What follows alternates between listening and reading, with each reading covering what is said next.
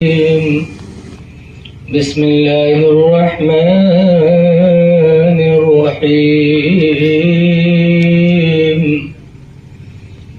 इन्नमा यख्शल्लाह मिन इबादिहिल उलमा। आमन्तु बिल्लाहि सदक़ल्लाहुल अलियुल अज़ीम। दरूद शरीफ पढ़िए। सल्लल्लाहु अलैहि वसल्लम सलातुन व सलामुन अलैका या सय्यदी या रसूलल्लाह सल्लल्लाहु तआला अलैहि वसल्लम। हज़रात, अज़ीज़ गिरामी, हज़रत अल्लामा मौलाना हामिद रज़ा साहब ने अमीन शरीयत हुज़ूर अल्लामा अलहाज मुफ्ती रफ़ाक़त हुसैन साहब अलैहि रहमत व रिज़वान के उर्स के मुक़द्दस मौके पर इस गुनहगार को इन्होंने याद किया, आप लोगों ने याद किया। अल्लाह सबको इसकी जज़ा अता फरमाए। स्टेज पर एक बुजुर्ग शख्सियत मौजूद है, आप देख भी रहे हैं। बहुत बड़े दारुल उलूम के प्रिंसिपल भी हैं हजरत, और बड़ी जिम्मेदारियां हैं, फिर भी यहाँ बैठे हैं। हुज़ूर मुफ्ती रफ़ाक़त हुसैन साहब का एहसान हम सब पर बहुत बड़ा है। अभी हजरत ने जिन जिलों को गिनाया वो तो गिनाया ही। लखीमपुर तकरीर करने गया तो हिदायत नगर में एक मस्जिद में नमाज पढ़ने गया तो देखा उस मस्जिद का बोर्ड लगा था रफ़ाक़ती मस्जिद। हजरत के चाहने वाले कहाँ कहाँ हैं हमको आपको भी पता नहीं। हुज़ूर बुलबुल हिंद हजरत मुफ्ती रजब अली अलैहि रहमत व रिज़वान का मदरसा अजीजुल उलूम नानपारा घोसी में टोला में है। मैं जब 78 में वहां पढ़ने गया एदादिया, तो हजरत को 2-3 मरतबा मैंने नानपारा में देखा। हुज़ूर मुफ्ती नानपारा अलैहि रहमा इतनी बड़ी शख्सियत, लेकिन हजरत मुफ्ती साहब के पीछे पीछे दौड़ा करते थे और हजरत से इतनी मोहब्बत करते थे। जब जाते थे तो फौरन हजरत तलबा साथिज़ा को बुला करके और हजरत की वादो नसीहत सबको सुनवाते थे। उनका एहसान है हम सब पर, और अपने मोहसिन का शुक्र अदा करना चाहिए। क्या बात, वाह वाह। हदीस पाक में मेरे पैगंबर ने इरशाद फरमाया, मल्लम यश्कुरिन्नास, जो किसी इंसान का शुक्र अदा नहीं कर सकता। इंसान किसी पर एहसान करेगा तो अपनी हैसियत के मुताबिक। मल्लम यश्कुरिन्नासा, जो लोगों का शुक्र अदा नहीं कर सकता, लम यश्कुरिल्लाह, तो वो अल्लाह का भी शुक्र अदा नहीं कर सकता। इसलिए कि अल्लाह का एहसान तो बेपनाह है। जब हम एक बंदे के एहसान का शुक्र अदा नहीं कर सकते तो खालिक व मालिक के शुक्र को क्या अदा कर पाएंगे। वाह वाह वाह। तो खुशनसीब है वो लोग जिन्होंने हजरत के उर्स को मुनक्किद किया। लेकिन अफसोस है, हजरत बता रहे एक दौर था कि लोग बैलगाड़ियों से आते थे, और आज कैसा माहौल हो गया। आज तो मुसलमान सिर्फ खाने का रह गया। अभी हजरत दावत दे देते कि जलसे के बाद दावत है हम, तो कोई कुर्सी खाली नहीं रहती, सब खड़े रहते। मुसलमान खाने के नाम पर बदनाम हो गया। हमने सुना है, पढ़ा भी है कि अगले जमाने में 3 लोगों ने सफर किया, एक मुसलमान, एक यहूदी और एक ईसाई। तीनों घर से रोटी ले ले चले, और रास्ते में जब रोटी खत्म हो गई, भूखे हुए, तो कहीं सवाल किया तो किसी को तरस आया तो उसने एक प्याली खीर दे दिया। अब जब एक प्याली खीर पाए तो तीनों बैठ के सलाह करे लगे कि यार खीर थोड़ी है और खाने वाले तीन हैं, तीनों लोग खाएंगे तो किसी का भला नहीं होगा, तो कोई एक आदमी खा ले तो कम से कम उसका भला तो हो जाएगा। तो कहने हाँ बात तो सही, लेकिन खाए को भूख तीनों मिलाकर लगी थी। तो पंचायती हुई कि तीनों लोग खीर रख दो, सो जाओ, और सोए के बाद उठो, अपना अपना ख्वाब बयान करो, जिसका ख्वाब सबसे अच्छा होगा वो ये खीर खा लेगा। क्या बात। खीर रख दी गई, तीनों से लेट गए। तो यहूदी जल्दी सोया, ईसाई भी जल्दी सोया कि जल्दी सोएंगे, ख्वाब देखेंगे, उठेंगे, ख्वाब बयान करेंगे, खीर खाएंगे। और मुसलमान का बगैर खाए कहाँ नींद आएगी। दोनों लेटे तो जल्दी से आंख बंद किए और नींद आगे सोने लगे, और मुसलमान आंख बंद किए चुप्पे पड़ा। जब वो सब नाक बजावे लगे तो मुसलमान समझ गया गहरी नींद में। वो उठा, खीर उठाया, खाया, पानी पिया, फिर आराम से लेटा, सोया। अब सुबह हुई तो दोनों तो जल्दी से जग गए कि ख्वाब बयान किया जाएगा, खीर खाई जाएगी। और मुसलमान का क्या है मतलब पहले न रहा है, अपना सोए आराम से। तो दोनों का जगावे तो एक करवट जगावे तो दूसरे करवट हो जाए, दूसरे करवट जगावे तो घर हो जाए। उसका जबरदस्ती उठा के बैठे। तो कहा था क्या बात, तो कहीं अपना अपना ख्वाब बयान करो, जिसका ख्वाब अच्छा हो खीर खा ले। तो कहा बताओ आप लोग क्या देखे।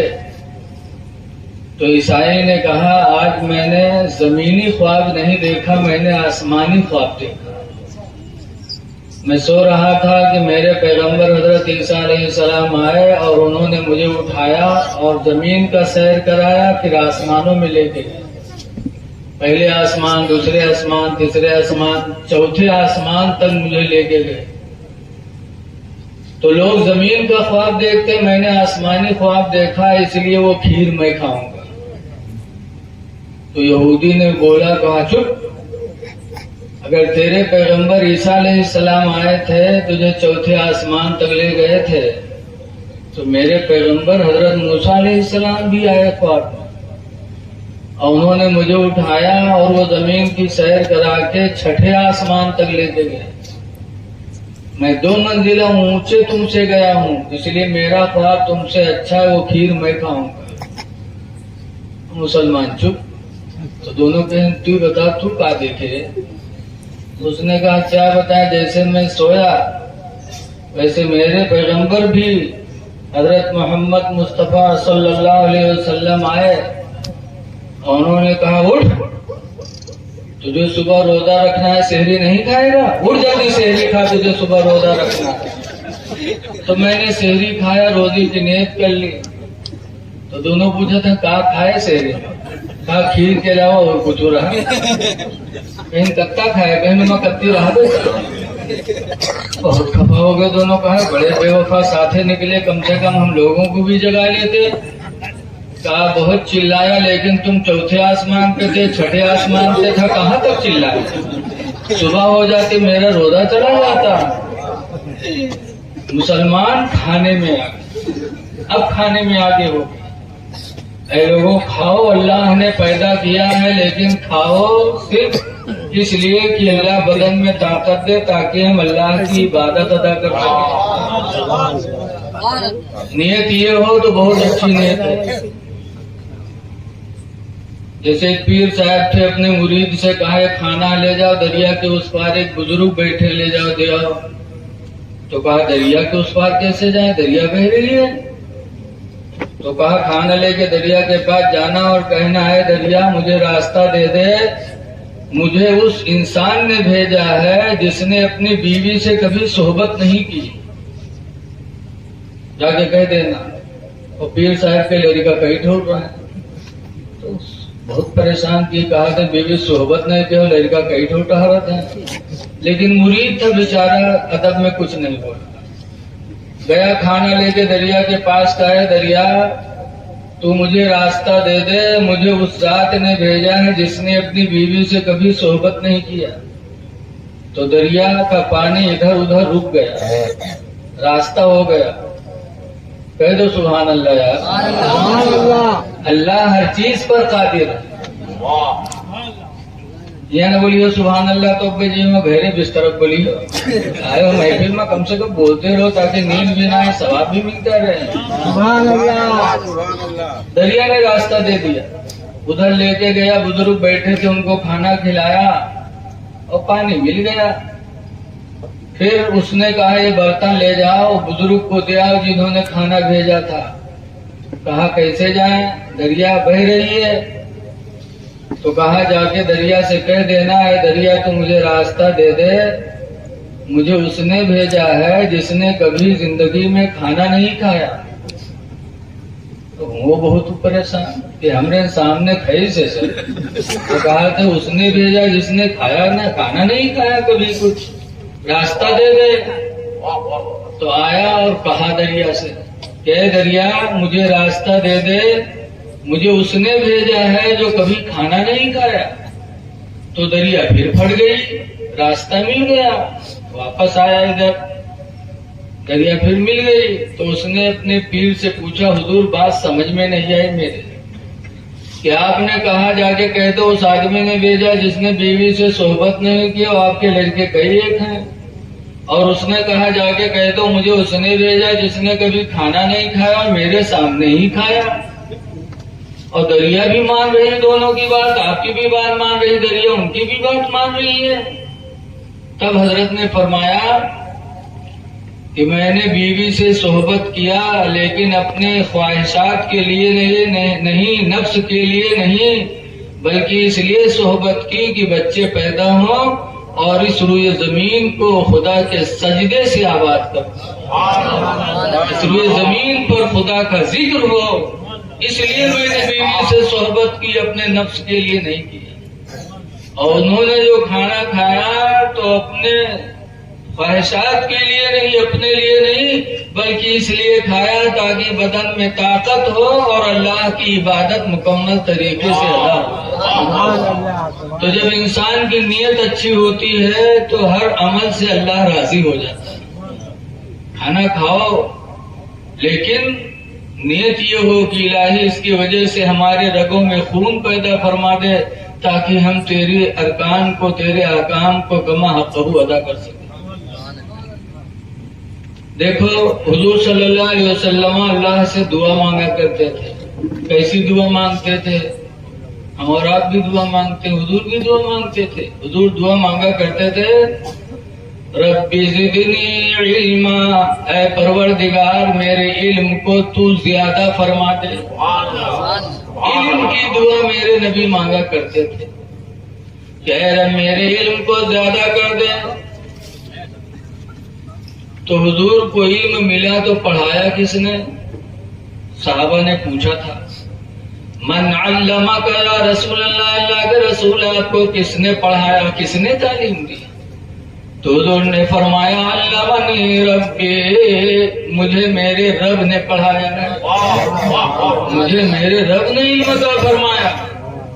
अच्छा ये बताओ, उस्ताद जैसा होगा वैसे ही तो तालिब इल्म होगा। उस्ताद अगर काबिल होगा तो शागिर्द भी काबिल होगा। ए भैया जान है यार, भैया थोड़ी देर रुक जा, 250 किलोमीटर से हम चल के आए। बहरेज शरीफ से 60 किलोमीटर दूर मेरा मकान है, रुपैडिया नेपाल बॉर्डर पे। और फिर 250 किलोमीटर चल के जाऊंगा और सुबह मैं भी एक मदरसे का जिम्मेदार हूँ। 300 बच्चे बाहर के हैं, जैसे हजरत सरकारी बोझ लादे घूमे हैं वैसे हम भी लादे घूम रहे हैं। तो थोड़ी देर रुक जाओ यार, अब जइयो मोबाइल में बजे रहियो, सोइयो ना, हम जाने जल से बड़ी मेहनत से होते, सोना तो ही है। जागना है जाग लो अफलाक के साए तले, जागना है जाग लो अफलाक के साए तले, हश्र तक सोना पड़ेगा खाक के साए तले, हश्र तक सोना पड़ेगा खाक के साए तले। इल्म बहुत बड़ी दौलत है। हुजूर इल्म की दुआ मांगा करते थे, और आज इल्म मिलेगा कहाँ? दो ही जगह हैं, या तो मदरसा और या तो ये महफिलें। इल्म की महफिलों को तलाश करो। हदीस पाक में मिशकात शरीफ किताबुल इल्म अन मुआविया क़ाला क़ाला रसूलुल्लाह सल्लल्लाहु अलैहि वसल्लम, हजरत अमीर मुआविया रज़ियल्लाहु ताला अन्हु से रवायत है, फरमाते हुजूर ने इरशाद फरमाया, मन युरिदिल्लाहु बिही खैरा, अल्लाह जिसके ऊपर भलाई करना चाहता है, अल्लाह जिस पर भलाई करना चाहता है उसको क्या बना देता? प्रधान कि विधायक कि भट्ठा वाला? अल्लाह के नबी फरमाते मन युरिदिल्लाहु बिही खैरा, अल्लाह जिसके साथ भलाई करना चाहता है, युफ़क़्क़िहु फ़िद्दीन, तो अल्लाह उसे दीन का फ़क़ीह बना देता है, दीन का जानकार बना देता है। इसलिए इल्म वालों को कभी आप भूखा नहीं पाएंगे। आजकल बहुत से लोग परेशान है कि मौलवी मौलाना तनख्वाह बहुत कम रहा था, लेकिन कपड़ा सबसे चमचम वो पहना था।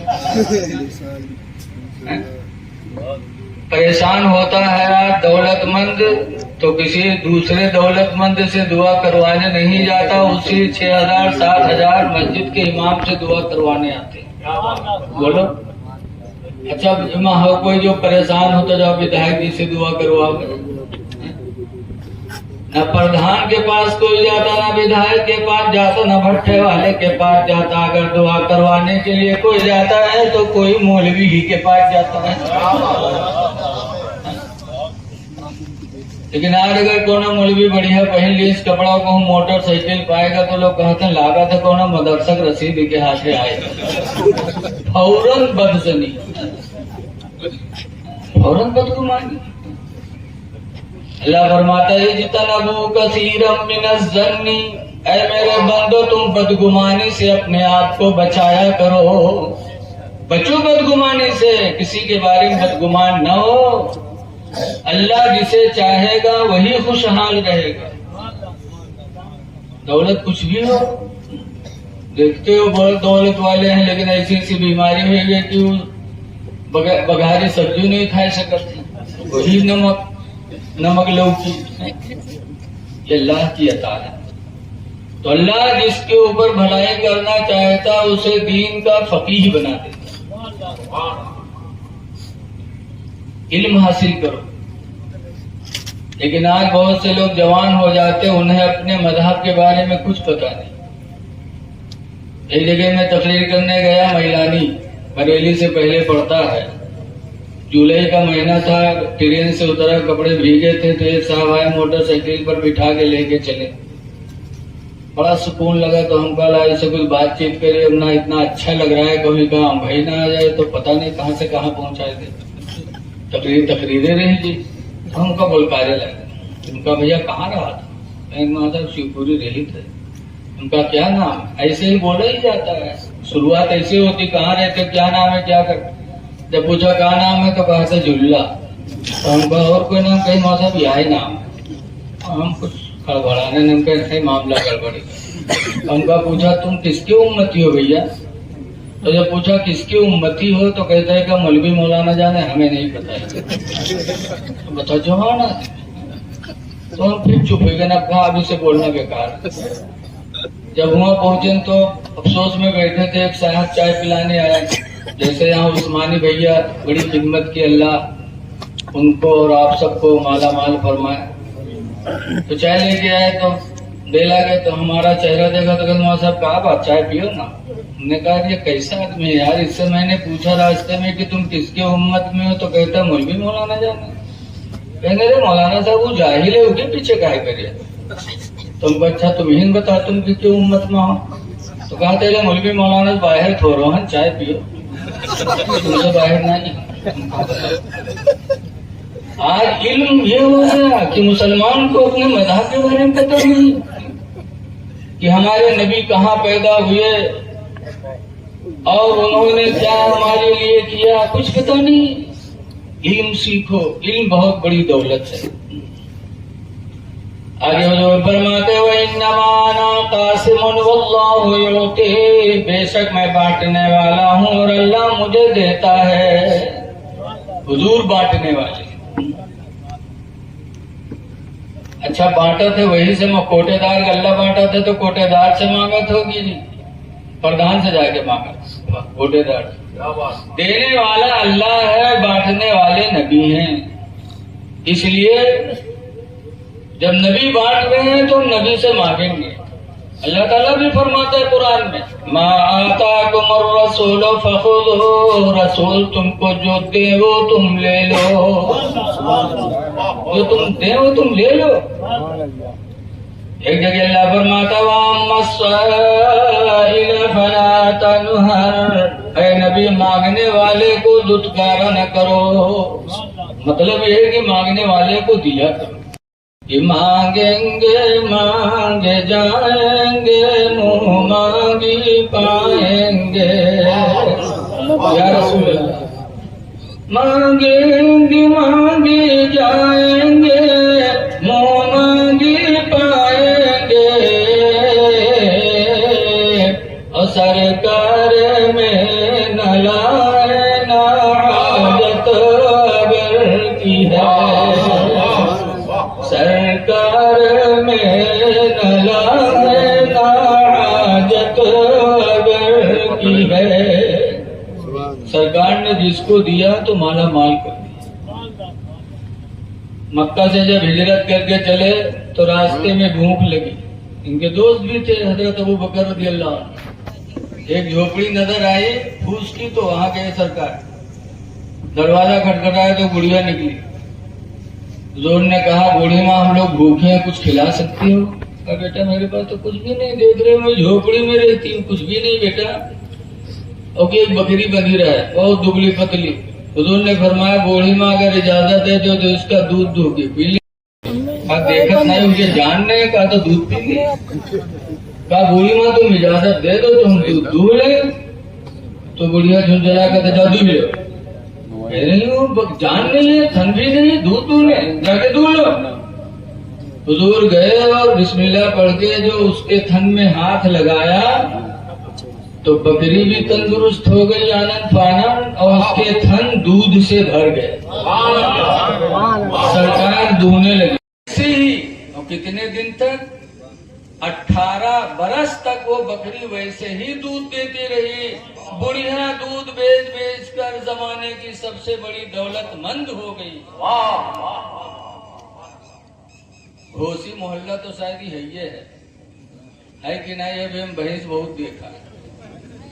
बता जी के 10 भैंस हो के दूध बेचे के कत्ता पैसा आवत, और जिसके घर के सारे बर्तन भर जाते हों उसका दूध कितना बिका होगा।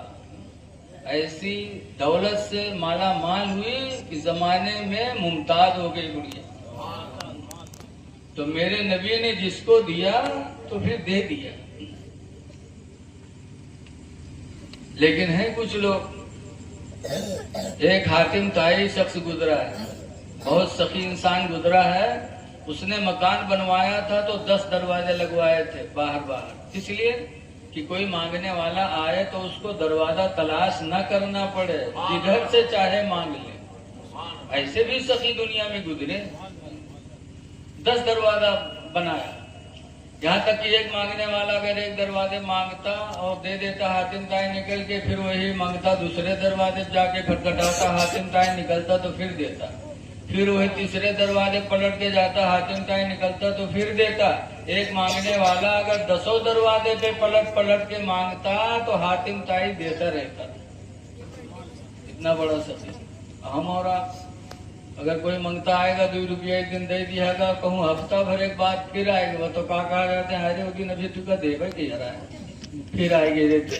बताओ 2 रुपया दे दिन तो जानो माला माल के दिन। इतना बड़ा सखी हातिम।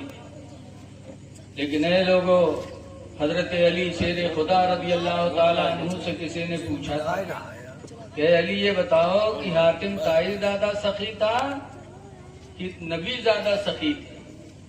तुम्हारे पैगंबर ज्यादा सखी है कि हातिम ताई सखी था? तो पिलपिले लोग हुए थे तो कह लेते ना यार सखी तो हातिम ताई है। लेकिन हजरत अली कहते हैं नहीं, सखी तो मेरे नबी ही हैं, सखी तो मेरे नबी ही हैं, हातिम ताई सखी नहीं था। कहा क्यों? उसने 10 दरवाजे लगाए थे मांगने वालों के लिए, तुम्हारे नबी के घर में कितने दरवाजे थे देने के लिए? तो हजरत अली का अकीदा ईमान देखो, फरमाते हैं सुनो, हातिम ताई देता जरूर था लेकिन मांगने वाले की जरूरत भर नहीं देता था। अगर जरूरत भर देता तो हम भिखारी एक दरवाजे से मांगने के बाद दूसरे दरवाजे पे न जाता और फिर जाता फिर मांगता। इसके मतलब हातिम ताई देता था लेकिन जितनी जरूरत होती थी भिखारी की उतनी नहीं देता था। और मेरे नबी ने जिसको दिया तो फिर जिंदगी में मांगने की जरूरत उसको नहीं पड़ी। मिसालें बहुत हैं। बहरहाल इल्म बहुत बड़ी दौलत है। देखो, आलिमों से मोहब्बत करो। कुरान की एक आयत नाजिल हुई, मा काना मुहम्मदुन अबा अहदिम मिन रिजालिकुम, मोहम्मद तुम मर्दों में से किसी के बाप नहीं, वलाकिन रसूल अल्लाह, लेकिन अल्लाह के रसूल हैं, व खातमन नबीयीन, और नबियों में आखिरी नबी हैं। जब यह आयत नाजिल हुई तो साहबे किराम ने हुजूर से पूछा, अल्लाह के रसूल आप आखिरी हैं, आपके बाद कोई नबी नहीं आएगा? कहा ना। तो साहबा कहने लगे, अल्लाह के रसूल जब आपके बाद कोई नबी नहीं आएगा तो आपके बाद हम लोग दीन किससे सीखेंगे?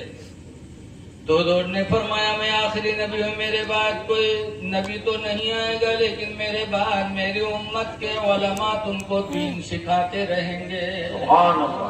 मेरे बाद तुमको दीन की दौलत मिलनी है तो आलिमों से मिलनी है। इसलिए लोगों कोई नबी नहीं आएगा, तुम्हें अपने आलिमों की कदर करना है और आलिमों ही से दीन सीखना है। लेकिन अफसोस है कि जो लोग जहाँ बैठते हैं वह मौलवी बुराई शुरू, फलाना मौलवी तू ही मेरे, ढमको मौलाना तू ही मेरे। अरे तुम इन पर तबसरा करोगे तो दीन कहाँ पूछने जाओगे? आलिमों से मोहब्बत करो, हसद ना करो। हसद तो बहुत बड़ी बुरी चीज। हदीस पाक में नबी हुरैरा क़ाला रसूलुल्लाह सल्लल्लाहु अलैहि वसल्लम, हजरत अबू हुरैरा से रवायत है, फरमाते अल्लाह के रसूल ने इरशाद फरमाया, ला तजस्ससो, किसी के अंदर ऐब तलाश न करो, वला तहस्ससो, और किसी को ऐब लगाओ ना। ना ऐब तलाश करो, ना ऐब किसी को लगाओ। वला तबागदो, और आपस में बुग़्ज़ न रखो। वला तहासदो, और हसद न करो। वकुनू इबादल्लाहि इख़वाना, और अल्लाह के बंदो आपस में भाई भाई बन जाओ। ये हमारे नबी का पैगाम है कि ना ऐब तलाश करो, ना ऐब लगाओ, ना हसद करो, ना बुग़्ज़ करो। अल्लाह के बंदे हो, भाई भाई बन के रहो। लेकिन हाँ, अफसोस आज हम दूसरे को देख के जल रहे हैं। दुनियावी एतबार से भी देखा जाते प्रधानी के लक्षण है तो ऐसे ऐसे और ठाड़ भेजे हैं जिनको एक तो वोट नहीं मिले, लेकिन उनका समझाओ कि काहे खड़े हो गए, तो कहना हम चाहे जीती चाहे हारे, लेकिन हम फलाने वक्त न जीते थे। ये हसद नहीं तो क्या है? हसद न करो, न किसी की दौलत को देखकर, न किसी के ओहदे को देखकर। और आलिम की हसद, जिनसे दीन मिलना है, हसद न करो। हसद करना मर्दों का काम नहीं है।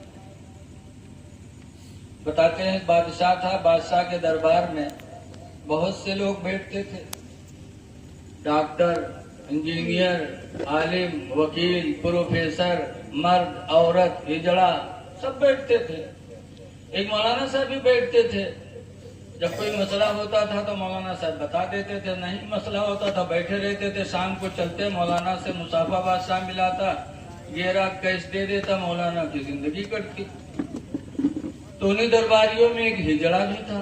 हिजड़ा ने देखा तो कहा, अरे हम लोग मेहनत करे थे तब दिन भर के बाद 2 रुपया पाई थे, भाई मौलाना बैठ बैठ के गेरा कैश लेके जाते। जलने लगा।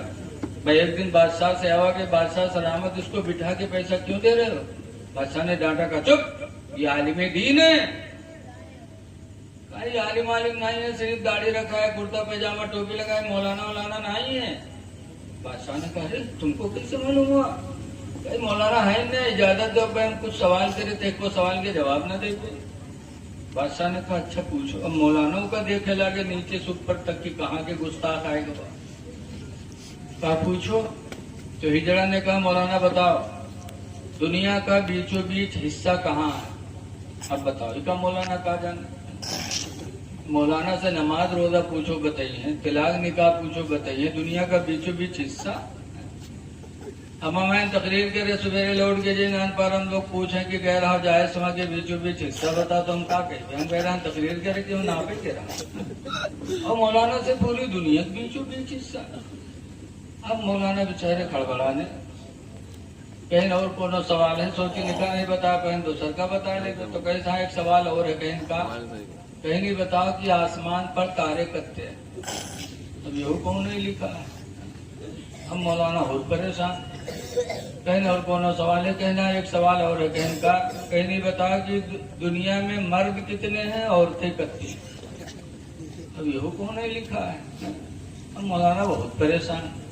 यक्को दीन के सवाल नहीं किसी जड़ा, सब हरे बाहर के मौलाना फंसावे का।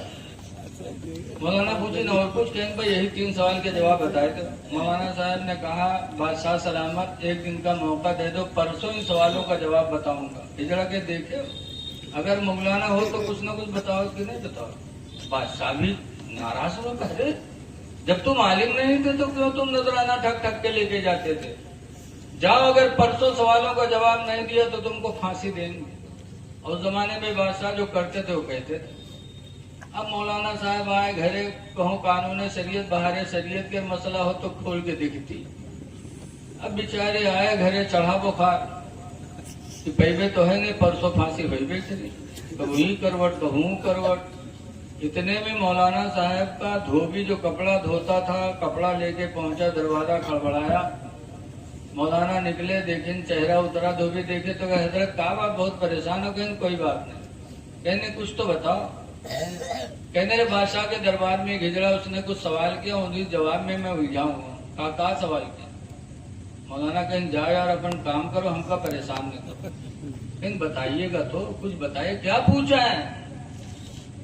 कहा पहला सवाल किया है दुनिया का बीचों बीच हिस्सा कहाँ, दूसरा सवाल किया आसमान पर तारे कितने, तीसरा सवाल किया है दुनिया में मर्द कितने औरतें कितनी। हाँ तो आपने क्या बताया? तो कहा मैंने कहा परसों बताऊंगा। बादशाह ने कहा नहीं बताओगे तो परसों फांसी देंगे। धोबी ने कहा ऐसे ऐसे छोटे सवालों में आप परेशान है, जाके आराम करो, और परसों जब आप जाइएगा आपसे पूछेंगे तो आप कह देना कि ये छोटे छोटे मसलों का जवाब तो मेरा धोबी बता देगा और मैं आके बता दूंगा। मौलाना कहीं नारे जिंदगी भर हम पढ़े पढ़ाए, हमका नहीं पता है, और तू जिंदगी भर कपड़ा धोए तू कैसे जाना थे? कहीं हम जाने थे, कहीं क्या बताएगा? कहीं हिया ना बतेबे, हुए ही बते। मौलाना कहीं सही सही बताओ रे, ऐसे है परसों तक हम सचबे न जान पेबे तो भाग के कहूँ जान बचेबे, और ऐसे तो रे कहीं हुआ चले जाओ भोगट के काम तमाम हो जाए। कहा आप परेशान ना हो, मैं आऊंगा और इन सवालों का जवाब बताऊंगा। खैर मौलाना को कुछ तसल्ली हुई। तीसरे दिन जैसे बादशाह के दरबार में पहुंचे, वह हिजड़वा कूद के आएगा, जाना तो है आज मलबी खैरियत ना आएगा। कि हाँ मौलाना बताओ। मौलाना ने कहा बैठ उधर, छोटे छोटे मसले, इन मसलों का जवाब देना मेरे शान के खिलाफ है, ऐसे मसलों का जवाब तो मेरा धोबी बताया देगा, धोबी बताएगा। कहा धोबी का भी आ रहा है।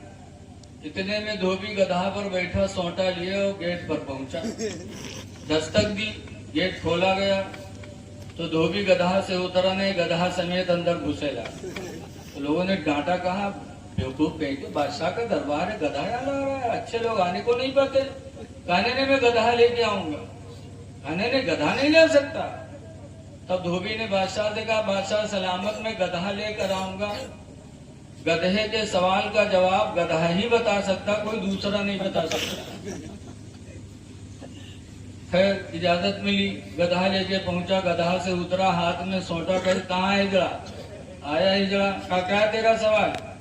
कहा दुनिया का बीचों बीच हिस्सा कहाँ है?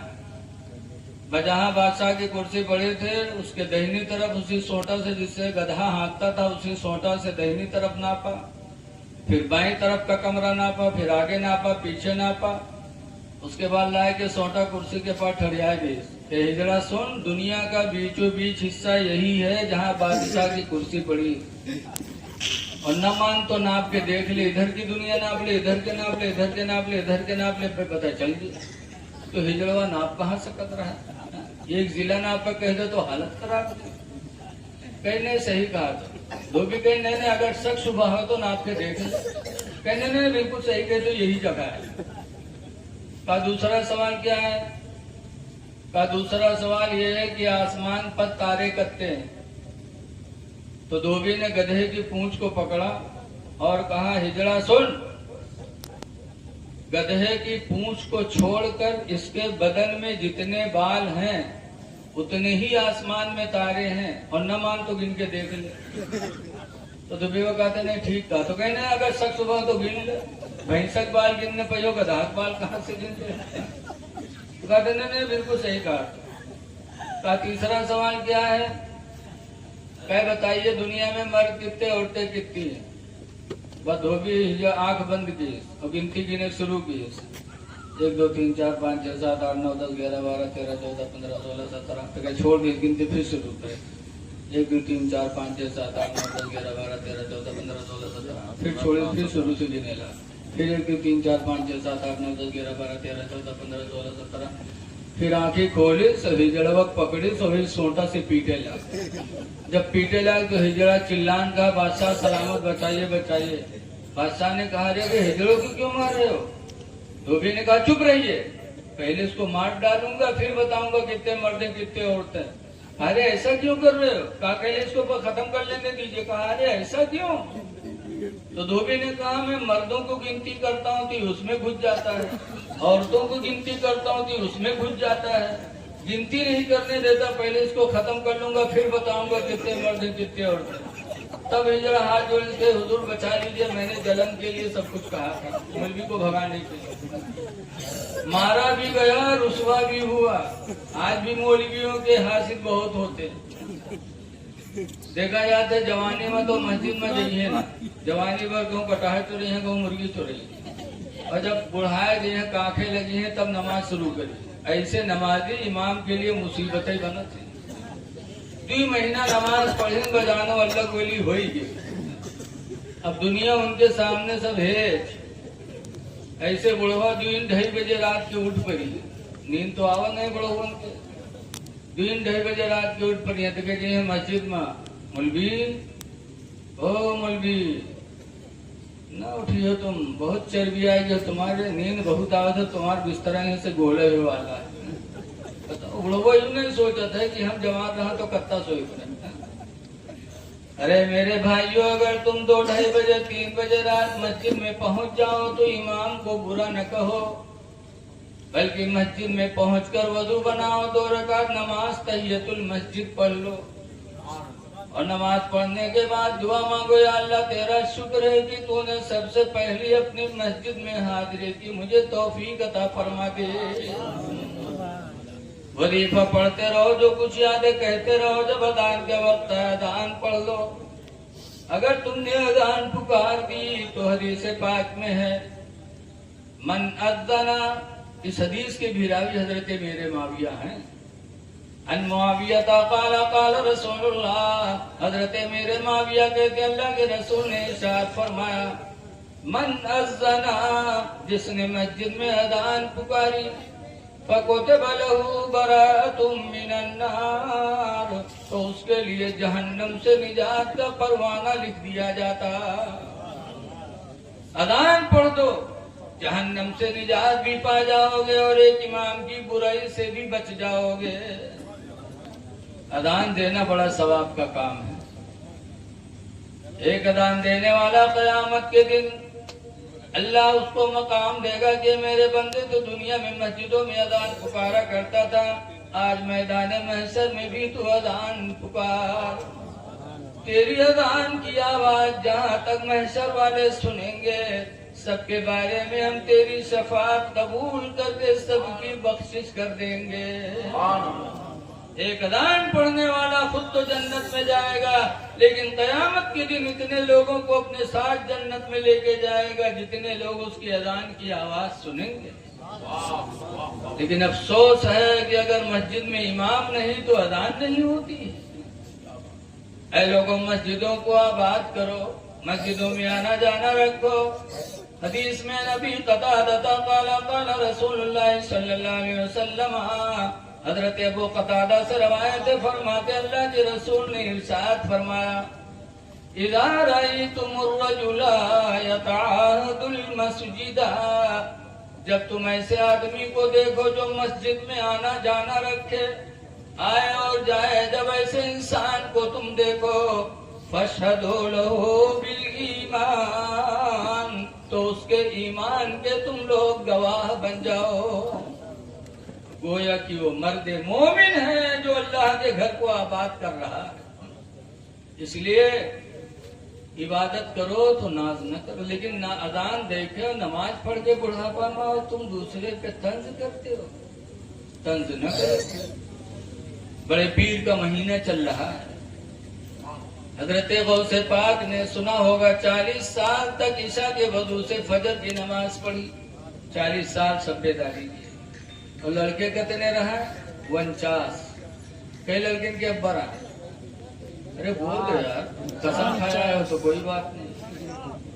49 लड़के थे, फिर भी 40 साल तक उन्होंने सब्बेदारी की, अल्लाह का हक भी अदा किया और अपनी बीवी के हुकूक को भी अदा फरमाया।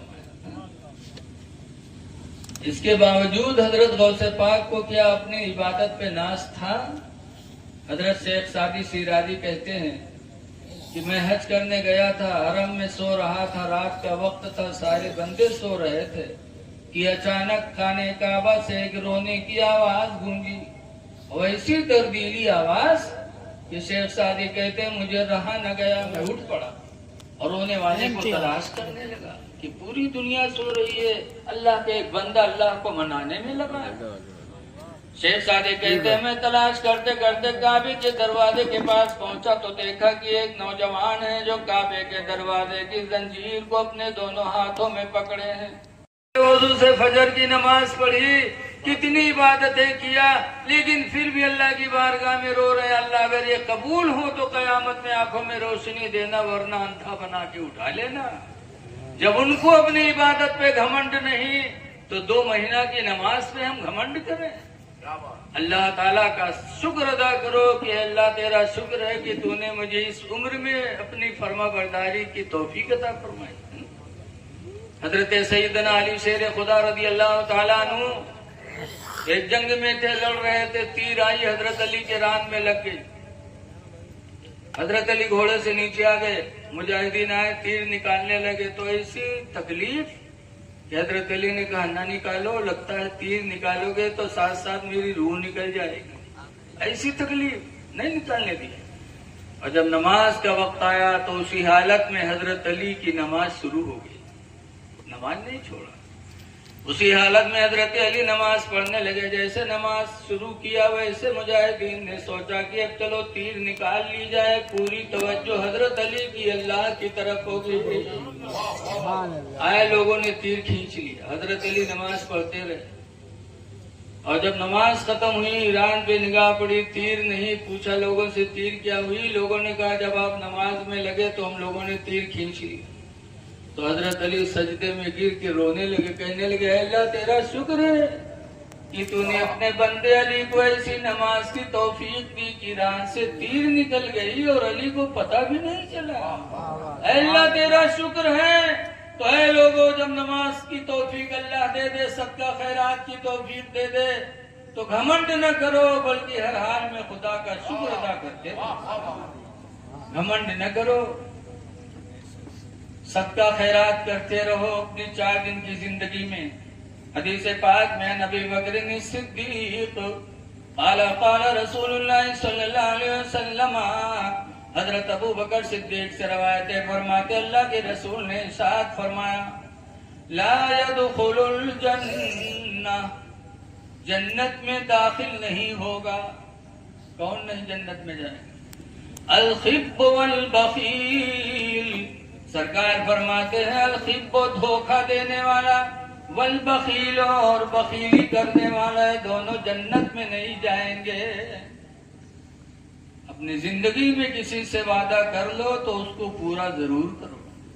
धोखाबाज जन्नत में नहीं जाएगा। अपने नबी की जिंदगी से सबक सीखो, जो नबी ने कहा उस पर अमल करके भी दिखा दिया। एक अबुल हमसा थे, उन्होंने सरकार से कुछ सामान खरीदा, शायद की चादर है, सरकार की चादरें मुबारक खरीदी और पैसे दिए तो पैसे कुछ कम पड़ गए अबुल हमसा के पास। तो उन्होंने कहा आप रुकिए, मैं घर से लाके दे रहा हूँ। हुजूर रुक गए। अबुल हमसा घर गए पैसा लेने के लिए, वहाँ बाल बच्चों में पहुंचकर भूल गए। 1 दिन गुजरा, 2 दिन गुजरा, 3 दिन गुजरा, तब अबुल हमसा को याद आया, अरे मैं तो हुजूर से कह के आया था कि आप खड़े रहिए, मैं पैसा ला रहा हूँ। तो 3 दिन गुजर गया। अबुल हमसा पैसा लेके पहुंचे, वहां तो देखा हुजूर को उसी हालत में पाया जिस हालत में हुजूर को खड़ा करके आए थे। हुजूर वहां से गए नहीं, उसी जगह 3 दिन तक अबुल हमसा का इंतजार करते रहे। जब अबुल हमसा पहुंचे तो शर्मिंदगी इन पर तारी हुई। हुजूर फरमाते हैं, अबुल हमसा तुमने मुझे यहाँ रोक कर मुझे 3 दिन तक के यहाँ ठहरा दिया, मैं वही उसी वक्त से अब तक मैं तुम्हारा यहाँ खड़ा इंतजार कर रहा हूँ। ये मेरे नबी की जिंदगी थी कि किसी से वादा किया तो उसको पूरा किया। धोखा देने वाला जन्नत में नहीं जाएगा, और बुखल करने वाला। इसलिए अल्लाह दे तो अल्लाह के नाम पर सदका किया करो, अल्लाह के नाम पर अल्लाह के बंदों को दिया करो। हुजूर फरमाते यदुल उलिया, ऊपर वाला हाथ, खैरुम मिन यदिस सुफला, नीचे वाले हाथ से बेहतर हुआ करता है। देने वाला हाथ लेने वाले हाथ से अफजल होता है। इसलिए कोशिश करो कि अल्लाह देने वाला बनाए, लेने वाला न बनाए। अल्लाह दे तो अल्लाह के राह में दिया करो, और दोगे तो अल्लाह ऐसा तुम्हें बढ़ाएगा।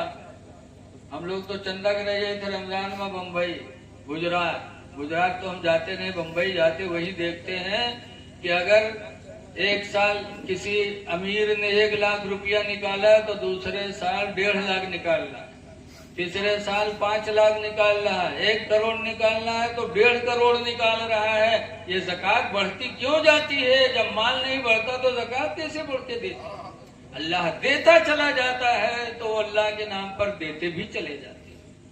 इसलिए अल्लाह दे तो अल्लाह के बंदों की मदद करो, खूब अल्लाह के बंदों पे खर्च करो। अल्लाह का वादा है, इन तंसुरुल्लाह यंसुरुकुम, अगर अल्लाह के बंदों की तुम मदद करोगे तो अल्लाह तुम्हारी मदद फरमाएगा। लेकिन आज बखीली इतनी हम लोगों में रस बस गई है, क्या बताया जाए। एक आदमी रहा, कमाए रुपया बटोरे से जब सहीगर होएगा तो वो बनी एक दुकान पर कहे भैया ये फुटकुर रख लो, नंबरी नोट दे। तो बहुत पहले की बात है, तो रख ली नंबरी नोट दिए। पहली दफा नंबरी नोट पर तो बहुत मगन बेरू का रस्तम फैला इसे देखा, इसे तके लावा कपड़ा में बांध के बक्सा में रख दिए। सुबह जब उठा काम पर जाए तो जाए से पहले बक्सा खोल के तके रुपया निकाल के देखो लिए, तके बांध के रख के चला गया। शाम के जब लौटा तो फिर बक्सा जुटा, फिर बक्सा खोले तके फिर निकाल के पहले देख लिए। सुबह देखे, शाम देखे, ही मेरे खोल बक्सा देखे, लागत है कि बक्सा मजार बंद किया रहा। अल्लाह मर्जी जुमक दिन आवा, जुमक दिन काम करे चला गया। वो बहिलवा के यह नमाज से काम मतलब। कुछ ऐसे बदनसीब हैं जो जुमा को भी नहीं नमाज पढ़ते, जुमा का भी एहतमाम नहीं करते। जबकि हुजूर का फरमान है कि मेरे गरीब उम्मतियों का हज अल्लाह ताला ने नमाज़े जुमा में रखा है कि जो मेरे गरीब उम्मती हैं हज नहीं कर सकते, अल्लाह मेहरबान है अपने गरीब बंदों पर कि उन्हें नमाज़े जुमा में हज का सवाब अता फरमा देता है। लेकिन जुमा का एहतमाम नहीं करते और जैबो करिए कुछ नौजवान ऐसे तो ही मेरे कपड़ा पहन के जाइए कि अल्लाह रहम करे, पहन के जाइए पैंट और शर्ट, जहां से खत्म पैंट हुए से शर्ट शुरू और के बाद जब ऐसे नमाज़े जुमा पहुंचते हैं 8 दिन और जब रुकू मैया जाते हैं तो शर्ट खसक के पीठी पा जाते हैं और पैंट खसक के दुकान पर चली जाती है। अब 2 अंगुल दुकान खुली और के बाद सजदम गए तो आधा सामान खुली। अच्छा बताओ तुम्हारी नमाज तो गईबे की सो जो पीछे देखा थे उसके हालत का सतरे औरत फर्ज है, बगैर सत्र के नमाज नहीं। मर्द की सतर है नाभ से लेके घुटने तक, इसमें अगर खुल गया तो नमाज आपकी चली गई। इसलिए नौजवानों जुमा का दिन आए तो एहतमाम करो, जैसे ईद बकरीद के लिए तुम कुर्ता पैजामा पहनते हो ऐसे नमाज़े जुमा के लिए भी कुर्ता पैजामा पहन के जाओ, नमाज़े जुमा का एहतमाम करो। कुरान करीम की आयत अल्लाह फरमाता खुज़ू ज़ीनतकुम इंद कुल्ली मस्जिद, ऐ मेरे बंदो हर मस्जिद में जाने के लिए तुम ज़ीनत इख्तियार करो। खुज़ू ज़ीनतकुम, तुम बन समझ जाओ, इंद कुल्ली मस्जिद, हर मस्जिद में जाने के वक्त तुम बनाओ संवार कर लो, इसलिए कि मस्जिद में तुम जाते हो तो अपने रब से मिलने जाते हो, बन संवर के जाओ। लेकिन है अफसोस, बहरहाल वो जुमों के दिन चला गया ना काम करे और मस्जिद के घर के बगले में ही आ रहा है। मौलवी साहब जुम्मा में तकरीर कर लगे कि भाइयों अपने माल की ज़कात दो, 40 में 100 मड है, जो ज़कात नहीं देगा वो माल अज़दहा साफ बन करके कब्र में डसेगा। मौलवी साहब तकरीर करता रहा तो उसकी तकरीर की आवाज उसके घर में जाता रहा, जो उन्हें घर में 100 के नोटवा धरा रहा है। उसके बीबी सुनी तो कहे साहब मौलवी कहा थे 2.5 रुपया 100 में ज़कात जरूरी, जो न दी अज़दहा साफ बन के काटी तो हम का काटी, अगर न देवे तो।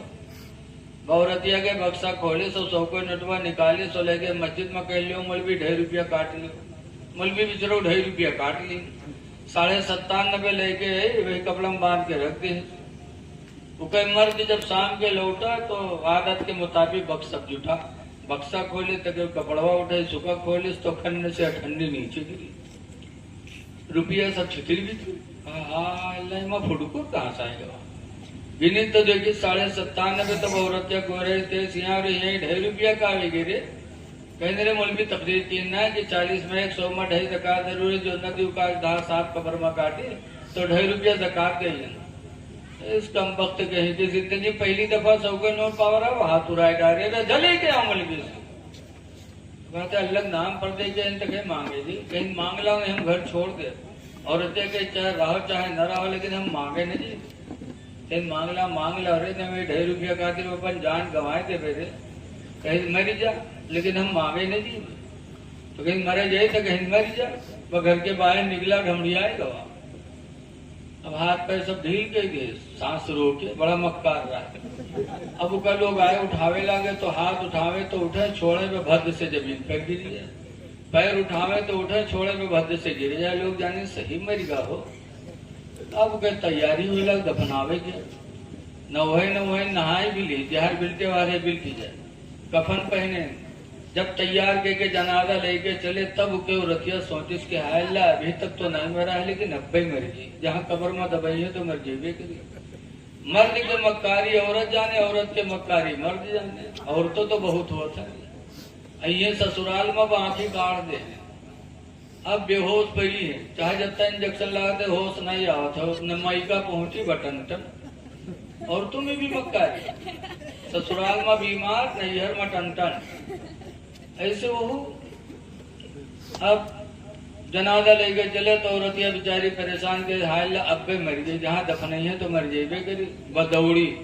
कैसे भाइयों, अल्लाह वास्ता देती हूँ, मेरे आदमी का जनाजा है, रख दो, दूर हो जाओ, आखिरी बार है, जरा हम अपने आदमी से बात कर ली।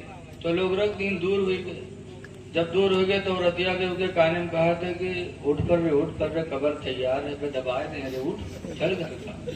तो कहा तो 2.5 रुपये ले ही है, कह चुका तो न ले। तो कहा भाग जा, बहुत जालिम रहे, नहीं उठा। और रतिया बेचारी चलिए, ये लोग उठे जनाजा कब्रस्तान पहुंचे हुआ, नमाज पढ़ के जब कब्र में रखे, लकड़ी जोड़े लगे, तब औरतिया के फिर नहीं बढ़ता, तो कहा अब मर जाइए, अब न बची। तो फिर दौड़ी, कहे भाई ये अल्लाह के वास्ते थोड़ी देर और रुक जाओ, दूर हो जाओ, आखिरी बार है, जरा हम अपने आदमी से बात कर ले। तो फिर लोग दूर हो गए। तो औरतिया कब्र में उतरी, उतरे के बाद कहा थे, देख रहे लकड़ी जोड़त हम पे पाट दे रे, उठ चल घर का रे, उठ। तो कहा तो 2.5 रुपये ले ही है, कह चुका तो न ले, काट दे। बहुत जालिम रहे, नहीं निकला। जब नहीं निकला औरतिया बाहर है, तो लोग पूछें का हो, कुछ बातचीत है। तो औरतिया कहते हाँ, हमारा आदमी हमसे वसीयत के हिस्से कि हम मर गए, कोई नेकी नहीं कह पावा, लिहाजा हमार घर मस्जिद के नाम बैनामा कह दिए। जब वो सुनी तब फड़फड़ाए थे कूदा, कई सारे उठे गिरी, 2.5 रुपया खातिर हम अपन जान गवाए दी थे, और तू घरों मस्जिद में लिखा जाते रहे, कम वक्त कहूँ ऐसे ऐसे पड़े हैं कि जान चली जाए लेकिन रुपया न जाए। लेकिन ऐ लोगों, अल्लाह दे तो अल्लाह के नाम पर खर्च करो, धोखाबाज और बखील जन्नत में कभी जाएगा नहीं। इसलिए वादा को पूरा करो। हुजूर मुफ्ती रफाकत हुसैन अलैहि रहमत व रिजवान की महफिल में आए हो। हजरत की पूरी जिंदगी दीन की खिदमत में गुजारी है अपनी, और असली जिंदगी वही है जो दीन में गुजर जाए। खुश नसीब है वो लोग जिनको उनकी सोहबत मिली। हजरत इमाम आदम अबू हनीफा रहमतुल्लाह अलैह, याद रखो लोगों, जो लोग थोड़ी देर भी हजरत के पास बैठे होंगे वो अपने नसीब पर नाश करें। हजरत इमाम आदम अबू हनीफा रहमतुल्लाह अलैह से किसी ने पूछा था, हजरत आपकी उम्र कितनी? तो हजरत ने फरमाया 2 साल, और बाल सब सफेद रहा। आपने हमसे पूछा, हजरत पूछे कि आपकी उम्र कितनी? हम कहे 2 साल। तो कोई मानी? बोलो भैया। इमाम आदम से पूछा कि आपकी उम्र? तो कहा 2 साल। अरे आपकी उम्र 2 साल? तो हजरत ने फरमाया मेरी उम्र तो बज़ाहिर 60-65 साल की है, लेकिन हकीकत में मैं अपनी उम्र 2 ही साल मान रहा हूँ। कहा क्यों? कहा जिंदगी में 2 साल मुझे हजरत इमाम जाफर सादिक अलैहिर्रहमा की सोहबत में रहने को मिले। तो जो 2 साल हजरत इमाम जाफर सादिक की खिदमत में मेरे गुजरे, असली जिंदगी में वही तस्वुर करता हूँ, बाकी जिंदगी को मैं बेकार समझता हूँ। इमाम आदम अबू हनीफा ने जहन दे दिया कि असली जिंदगी वही जिंदगी है जो किसी अल्लाह वाले के दामन के साथ लग के गुजर जाए। ऐ लोगों, खुश नसीब हो, अपने नसीबे पे नाश करो। पीर हो तो कैसा हो। आजकल बहुत से बाबा दे यह गांव में है, वह लोग झटाझट मुरीद हुई जी। हमारे गांव में एक बाबा हवा खन्ना पुरवा में है, और बड़ा चर्चा गांव में है। तो हफ्ता गुजर गया, हम मस्जिद में 1 दिन नहीं पावा। एक दिन मगरिब पढ़े तो 5-6 मेहरुआ एक सड़क पर खड़ी फसर करे।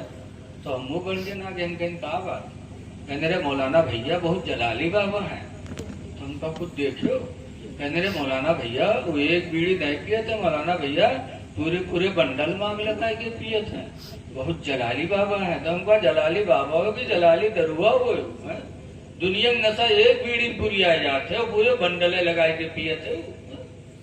ये सब चीज देखकर याद रखो, बगैर इल्म के कोई विलायत पा नहीं सकता। कोई जाहिल आदमी कितनों भी इबादत गुजार हो जाए, वली नहीं हो सकता। वली होने के लिए जरूरी है कि इल्म हो। इबादत जब ही अदा होगी जब इल्म होगा, वरना तो बहुत से लोग नमाज पढ़ते हैं। एक गांव रहा, गांव में जलसा हुआ, तो जब मौलाना लोग पहुंचे, जुब्बा साफा सदरी में है, टिन्नी हाथ में लिए, तो मस्जिद में इमाम साहब रहे हाफिज जी।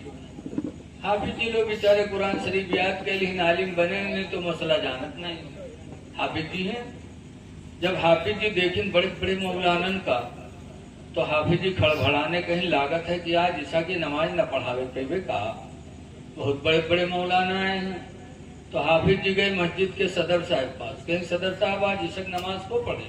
कहीं कहा वो कोई मामला, कहीं बड़े बड़े मौलाना आ जाए तो कहीं हाँ आए तो कहा बात है। तो हाफिज जी कहीं जितने मौलाना आए हैं ना, कौनों के यहाँ कुरान के 10 सूरत याद हुई, कोई के यहाँ 25 याद हुई, कोई का 30 याद हुई, और हमरे सीनम तो पूरा कुरान रखा है, तो नमाज को पढ़े। तो सदर साहब कहें जब उनके सीनम 10 ही सूरत है, कोई के 15 कोई के 20, तो तुम्हारे सीनम पूरा कुरान है, तो तुम ही नमाज पढ़ी और को पढ़े।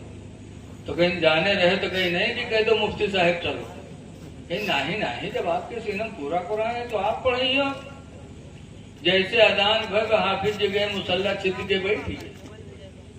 अब मौलाना मुफ्ती लोग गए नमाज पढ़े, इमाम साहब नमाज पढ़ावे लगे हाफिज जी, और नमाज पढ़ावे के बाद आखिर में यहाँ हाफिज जी ने सलाम फेरा और सजदे सहू किया। सजदे सहू जाना तो नमाज में कोई वाजिब छूट जाए, जैसे कोई सूरज छूट के जल्दबाजी में रहा तो अलहम्द पढ़ के तो रुकुम चला गया, और रुकुम गया तब याद हाँ हम तो सूरत पढ़ के मिले भी नहीं करे। तो कोई वाजिब छूट जाए तो आखिर में सजदे सहू कर लो तो नमाज पूरी हो जाती। तो हाफिज जी सजदे सहू किए। तो मौजूद मौलाना मुफ्ती रह गए, हजरत आपने तो नमाज सही पढ़ाई, कोई वाजिब भी नहीं छोड़ा, फर्ज भी नहीं छूटा, आपने सजदे सहू क्यों किया? हाफिज जी ने कहा थोड़ी सी गलती हो गई थी। कहा कौन गलती यार? जहरी नमाज थी, सिर्री होती चुपके चुपके पढ़ते तो हम लोग समझते कोई गलती हो गई होगी, सब आपने जोर जोर से किया, हम लोगों ने सुना है, कौन गलती हो गई? तो थोड़ी सी गलती थी। अरे कुछ बताओगे? तो हाफिज जी ने कहा जब रुकू में गया था तो थोड़ी सी हवा निकल गई थी, इसलिए मैंने सजदे से कर लिया। मौलाना लोगों ने कहा ला हौल वला कुव्वता इल्ला बिल्लाह, हजरत नमाज भी गई, वजू भी गया। तो आज हमारी इबादत भी सही अदा नहीं हो सकती जब तक कि हमारे अंदर इल्म की दौलत न होगी। इसलिए खुद इल्म हासिल करो, अपने बच्चों को भी इल्म हासिल कराओ। और एक बात और सुन लो, फिर मैं अपनी तकरीर खत्म कर रहा हूं। देखो आज हम दुआ करवाने जाते हैं कि चौथा चले जाते, बरेली चले जाते, दुआ करवाते। अल्लाह वालों से दुआ करवाना चाहिए, इनके वसीले से दुआएं कबूल होती हैं, लेकिन गारंटी नहीं है कि दुआ कबूल हो जाए। बोलो। लेकिन अल्लाह के रसूल ने 3 लोगों के बारे में गारंटी लिया है कि 3 लोगों की दुआएं अल्लाह ताला ठुकराता नहीं है। 3 लोगों की दुआओं को अल्लाह कबूल ही कर देता है। बड़े बड़े खानकाहों में हमारे बुजुर्ग तशरीफ फरमा है, उनसे दुआ हम लोग करवाते हैं, अल्लाह चाहे कबूल करे चाहे। बोलो भैया। और नबी ने गारंटी कहाँ लिया? 3 लोगों के बारे में। नंबर 1 पर हुजूर फरमाते हैं कि माँ बाप की दुआ अल्लाह ताला औलाद के हक में कभी ठुकराता नहीं है। माँ बाप जब दिल से अपनी औलाद को दुआ दे देते हैं तो अल्लाह ताला माँ बाप की दुआओं को औलाद के बारे में जरूर कबूल फरमा लेता है। इसलिए लोगों पहले अपने माँ बाप को राजी करके दुआएं करवाओ। मैं मारहरा गया उर्से कासमी में, तो वहाँ के गद्दी नशीन हुजूर सैयद नजीब हैदर हसन खड़े हुए। मैंने अपने सामने देखा कि हजरत ने फरमाया मेरे बरकाती मुरीदों, तुम इतनी तादाद में, लाखों की तादाद में आए हो, ये सोच करके दुकान बंद किया, सफर किया, तमाम परेशानियां बर्दाश्त की, इसलिए आए हो कि मैं तुमको बख्शवा लूंगा। खुदा की कसम जब तक तुम्हारे माँ बाप तुमसे राजी नहीं होंगे मैं तुम्हारे काम नहीं आ सकता। इसलिए पहला पीर तो तुम अपने बाप को तस्वुर करो, अपनी माँ को पीरानी तस्वुर करो। ये दोनों राजी हो गए तो खुदा राजी हो जाएगा। पहले इनसे दुआएं करवाओ, ज्यादा नहीं, करीब में चले जाओ बम्बई, माहिम शरीफ में एक मदार है हुजूर मखदूम अलैहि रहमत, मखदूमी माहिमी। ये मखदूम किस जमाने में बम्बई में पैदा हुए? यतीम बनकर पैदा हुए थे, अब्बा नहीं थे। और ऐसे जमाने पैदा हुए थे जब बम्बई में कुरान पढ़ाने वाला कोई था ही नहीं। अब आज बम्बई में जब कुरान पढ़ाए वाले हैं पूरे भारत में न हो, इतने मौलवी हुआ मौजूद मौलवी हैं। तो उन्होंने कहा अम्मा मैं कुरान पढ़ना चाहता हूँ। अम्मा ने कहा बेटा कोई कुरान पढ़ाने वाला है ही नहीं। तो कहा बाहर भेज दो। कहा बाहर नहीं भेज पाऊंगी। कहा क्यों? बड़े पीर को उनकी माँ ने नहीं भेजा था बाहर, मुझे भी भेज दो। कहा बेटा उनके पास पैसे तो मैं गरीब हूँ, मैं कैसे भेज सकती हूँ। तो कहा क्या मैं कुरान न पढ़ूं? तो उनकी माँ ने कहा कि बेटा अल्लाह चाहेगा तो कोई कुरान पढ़ाने वाला आएगा तो पढ़ लेना। तो माँ की बात मान गए मखदूम साहब। लेकिन माँ की खिदमत से फारिग होने के बाद समंदर के किनारे जाते हो अल्लाह से दुआ करते, या अल्लाह कोई कुरान पढ़ाने वाला भेज दे, इलाही कोई कुरान का मुअल्लिम भेज दे कि कुरान की तालीम से मैं आशना हो जाऊं। जाते थे दिन में दुआ मांगते थे, शाम को आते थे फिर माँ की खिदमत करते थे। चंद दिन ऐसे गुजरे, एक दिन पहुंचे तो हजरत खिद्र अलैहिस्सलाम से मुलाकात हो गई। किनसे? फिर बोल दो यार। ये हजरत खिद्र अलैहिस्सलाम मुलाकात हो गई। कहा तुम रोजाना यहाँ आते हो? कहा इसलिए आता हूँ ताकि कोई कुरान पढ़ाने वाला मिल जाए, कुरान पढ़ा दे। तो उन्होंने कहा बेटा तुमने अपनी माँ की फर्मा बरदारी की है, अल्लाह तुम्हारे अमल से राजी है, तो अल्लाह ने तुम्हें कुरान पढ़ाने के लिए मुझे भेजा है। मैं खिद्र हूँ बेटा, रोजाना इसी जगह आना, मैं तुमको कुरान पढ़ा दिया करूंगा। कहा ठीक है। बहुत खुश मखदूम। लेकिन ऐसे खिद्र ने फरमाया बेटा राज की बात है, किसी से बताना मत कि खिद्र आते हैं कुरान पढ़ाने। का नहीं बताऊंगा। अब आए घर में खुशी खुशी, सुबह उठे जल्दी माँ को खिला पिला के चले गए। फिर शाम को आए खुशी खुशी, फिर सुबह जल्दी निकल गए। एक दिन माँ ने कहा बेटा तुम निकलने में बड़ी जल्दी करते हो। हाँ माँ आ रहा हूँ। कहा आते तो लेकिन बताओ बेटा जाते कहाँ हो रोजाना? कहा मैं राज की बात है न पूछो। अरे राज की बात? मैं तेरी माँ हूँ बेटा, मुझसे भी करीबी दुनिया में कोई है, मुझसे नहीं बताएगा किससे बताएगा बेटा? बोल क्या है राज की बात? तो माँ के लिहाज में राज पास कर दिया। कहा समंदर के किनारे जाता था, दुआ मांगता था अल्लाह कोई कुरान पढ़ाने वाला भेज दे। तो अल्लाह ने दुआ कबूल कर ली, हजरत खिद्र अलैहिस्सलाम को भेजा है। वो रोजाना आते हैं, कहते यही आना, मैं तुम्हें कुरान पढ़ा दिया करूंगा। बहुत खुश हुई माँ। कहा बेटा जा जल्दी जल्दी जाओ। वहां गए तो पूरा दिन इंतजार करते रहे, हजरत खिद्र तशरीफ नहीं लाए। अब आए मखदूम रोने लगे। कहा अम्मा उन्होंने कहा था राज की बात बताना नहीं, तुमने पूछ लिया, मैंने बता दिया, वो नाराज हो गए, नहीं आए, अब हम कुरान कैसे पढ़ेंगे? माँ ने कहा बेटा कोई बात नहीं, वो उस्ताद है, उस्ताद की जिम्मे पाबंदी नहीं है, उस्ताद को इख्तियार है, जब चाहे दर्सगाह में बैठे, जब चाहे न बैठे। पाबंदी बच्चों की जिम्मेदारी होती है। आज मस्जिद के मदरसा मौलवी बैठे, चाहे लड़का जाए चाहे न जाए, समझा दिया। दूसरे दिन फिर गए, फिर नहीं आए। तीसरे दिन गए, फिर पूरा दिन खड़े रहे, नहीं आए। आके माँ के कदमों में गिर के रोने लगे। कहा अम्मा गजब हो गया, अब वो नहीं आएंगे, मैं कुरान कैसे पढ़ूंगा? अगर आप मेरी माँ न होती, न पूछती, तो मैं खुदा की कसम नहीं बताता, लेकिन आपके एहतराम में मैंने बता दिया। वो चले गए, अब नहीं आएंगे। माँ ने कहा कोई बात नहीं बेटा, तुम फिर जाना, आएंगे। रात हुई, हजरत मखदूम माहिम की माँ ने वजू बनाया, 2 रकात नमाज पढ़ी। नमाज पढ़ने के बाद दुआ मांगी, या अल्लाह अगर मेरे बेटे मखदूम ने मेरे मोहब्बत में राज की बात बता दी तो तूने खिद्र को क्यों रोक लिया? या अल्लाह मेरे हाथों की लाज रख ले, खिद्र को भेज दे ताकि मेरा बेटा कुरान पढ़ ले, वरना अगर खिद्र न आए तो मेरा बेटा मखदूम मेरा नाफरमान हो जाएगा, फिर मेरी बातों को कभी नहीं सुनेगा। या अल्लाह मेरे हाथों की लाज रख ले, खिद्र को भेज दे। दुआ मांगी रात में। सुबह मखदूम गए जब समंदर के किनारे, तो हजरत खिद्र पहले ही से खड़े उनका इंतजार फरमा रहे थे। गए, हजरत खिद्र ने मुस्कुरा के कहा बेटा नहीं माने, तुमने राज की बात बता दी है? कहा हुजूर अगर माँ न होती तो मैं कतान नहीं बताता, माँ की मोहब्बत ने मुझे मजबूर कर दिया, उन्होंने पूछा तो मैंने बता दिया। तब खिद्र कहते मुस्कुरा के, मखदूम अगर तूने अपने माँ का एहतराम किया और माँ की मोहब्बत में राज को जाहिर कर दिया, तो मखदूम तुम भी सुन लो, तुम्हारी माँ की दुआओं को भी अल्लाह ने कबूल फरमा लिया। आओ मखदूम, अब तुमको रोजाना नहीं आना है बार बार, आओ मैं तुमको सीने से लगा के हाफिज़े कुरान बनाता हूँ। हजरत खिद्र ने मखदूम माहिम को अपने सीने से लगाया और जब सीने से अलग किया तो पूरा कुरान मखदूम के सीने में मौजूद हो गया। आए अपनी माँ के कदमों को बोसा दिया और तमाम उनका शुक्र अदा किया तो पता चला कि माँ बाप की दुआ अल्लाह कभी ठुकराता नहीं। इसलिए नौजवानों अपने माँ बाप को राजी करो।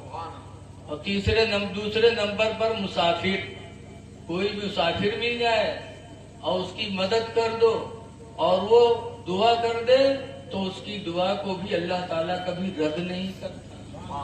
कोई आ जाए भूखा प्यासा हो तो उसको पनाह दे दो। लेकिन आजकल देखा जाता है कि आदमी चाहता है लेकिन बीवी की वजह से मजबूर है। देखो रमजान में अक्सर बेचारे चंदा वसूली करे वाले दिख रहे थे, मस्जिद में पहुंचे हैं, सब नमाज पढ़ के चले गए। एक आदमी अगर बुलाई लेगा अपने घरे और वहाँ गवा मेहरोज कहा था नहीं मेहमान आए खाना ले आओ तो बड़े गुर्रे डिब्बे कहते कस मेहमान, कहाँ के मेहमान? मेरे मस्जिद में एक मुसाफिर रहे तो बुलाया रहा है तो कहने इतना बड़ा गांव पड़ा रहा है कोई नहीं बोले, तुम बहुत बड़े सेठ बने रहो, जाओ तुम बनाओ खाओ। औरतों की वजह से आदमी नेकी से महरूम रह जाता, इसलिए लोगों मुसाफिरों की खिदमत करो। और तीसरे नंबर पर है परेशान हाल मजलूम। कोई भी परेशान, चाहे हिंदू हो चाहे मुसलमान हो, परेशान हो, भूखा हो खाना दे दो, प्यासा हो पानी दे दो, बीमार हो इलाज करा दो, नंगा हो कपड़ा पहना दो, उसके दुख में सहारा बन जाओ, चाहे हिंदू हो चाहे मुसलमान हो। और अगर वो दिल से दुआ दे देगा तो अल्लाह उसकी दुआ भी कबूल फरमा लेगा। इसलिए रहमत को आम करो, इंसानियत को आम करो। दुआ है कि अल्लाह तबारक व तआला हमको आपको रहम दिल बनाए। हुजूर फरमाते ला यरहमुल्लाह, अल्लाह रहम नहीं करता, मन ला यरहमुन्नास, जो इंसानों पे रहम नहीं करता। अगर अल्लाह के रहमत के ख्वास्तगार हो तो अल्लाह के बंदों पे रहम करो, अल्लाह हमारी तुम्हारी मदद करेगा। दुआ है कि हुजूर सैयद अमीन शरीयत हजरत अल्लामा मुफ्ती रफाकत हुसैन अलैहि रहमत व रिजवान के फैज़ व बरकत से माला माल फरमाए।